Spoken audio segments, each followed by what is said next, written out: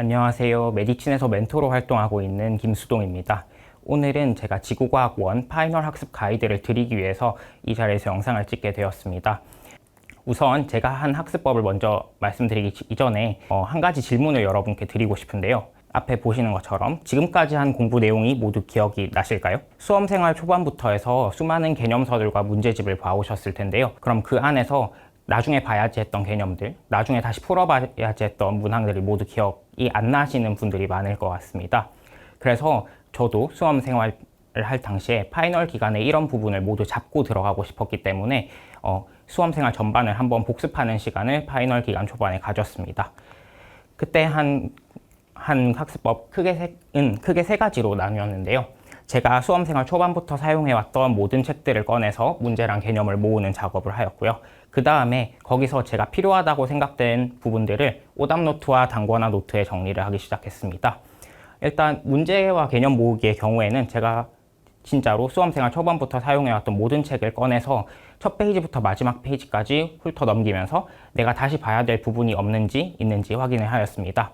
만약 다시 봐야 될 개념이 보였다면 바로 단권화 노트에다가 그 개념이 기록이 되어 있는지 확인을 하고 기록이 안 돼 있다면 그 부분을 기록하였고요. 모르는 문제 혹은 틀린 문제, 다시 봐야 될 문제의 경우에는 과감하게 그 책에서 잘라내어서 따로 오답 노트에다가 붙이고 오답을 시작을 하였습니다.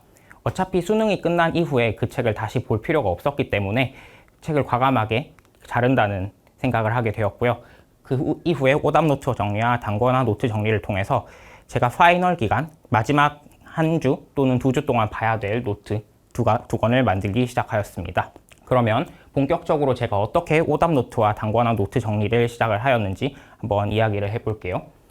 먼저 이게 저의 오답 노트의 모습입니다. 노트라기보다는 제가 붙여놓은 종이들을 모아 놓았는데요. 이렇게 그냥 일자 폴더에다가 여러 가지 문항들을 모아 놓았고요. 하나의 페이지에는 제가 수능 전에 다시 보고 들어가야 될 것 같은 개념들 혹은 태도, 그리고 제가 왜 틀렸었는지 등에 대한 것을 기록해 놨습니다. 그러면 이 한 문제에 어떤 것들을 기록을 해야 될까요? 라는 질문에 한번 대답을 해볼 텐데요. 이것은 제가 한 문제, 저의 오답 노트 중에서 한 문제를 들고 와서 한번 예시로 가져와 봤습니다. 크게 4가지 파트로 저는 오답 노트를 작성을 하였고요.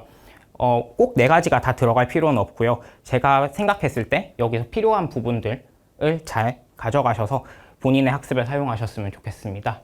저는 항상 오답 노트를 하면서 가장 먼저 적었던 것은 저 문제의 출처입니다. 이 문제의 경우에는 제가 재수학원 있을 당시에 받았던 문제들 중 하나고요. 그 다음에 적었던 것은 문제에서 물어보는 개념을 간략하게나마 적었습니다. 흔히들 출제자의 의도를 한번 파악해보라 라는 소리를 하는데 거기에 도움이 될 거라고 생각을 해서 이 문제에서 물어보는 개념과 그 개념을 어떻게 활용해야 되는지를 한 줄로 간략하게 요약해보는 연습을 하였고요. 제가 가장 중점을 두었던 것은 3번째랑 4번째입니다.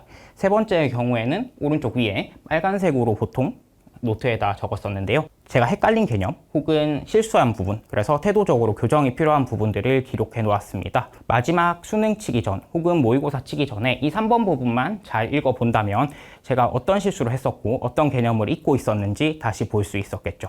그리고 마지막으로 4번의 경우에는 풀이를 적어 놓았는데요. 풀이를 적을 때 가장 중요한 것은 문제 풀이 당시에 내가 했던 생각들을 토대로 어떤 생각을 했었어야 됐고 어떤 개념을 먼저 보고 그 그래프를 어떻게 봤어야 되는지에 대한 기록을 해 놓았었습니다.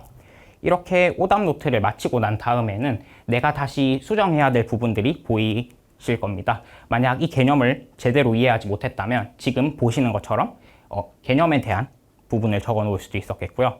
예를 들어서 A가 B보다 크다라는 선지에서 무엇이 무엇보다 크다라는 데서 실수가 나왔다면 그것을 저는 부등으로 표시를 하자라는 등의 태도적인 측면도 기록을 하고 넘어갔습니다. 그럼 이런 부분들을 여기에만 기록해 놓으면 한 번에 정리를 하기는 좀 힘들 수도 있잖아요. 그래서 마지막으로 이런 이해하지 못한 개념과 태도들을 하나의 단권화 노트에다가 기록을 하였습니다. 단권화 노트의 경우에는 제가 이전에도 메디친 영상으로 한번 다룬 적이 있습니다. 만약 궁금하시다면 영상을 보시면 조금 더 자세하게 알 수 있을 겁니다. 저는 수험생활 초반부터 하나의 단권화 노트의 모든 개념을 정리하였는데요. 그래서 처음부터 배워왔던 개념들 뿐만이 아니라 파이널 기간에는 내가 이 개념을 다룰 때 좀 주의해야 되는 부분을 포스트잇으로 놔두기도 하였고요.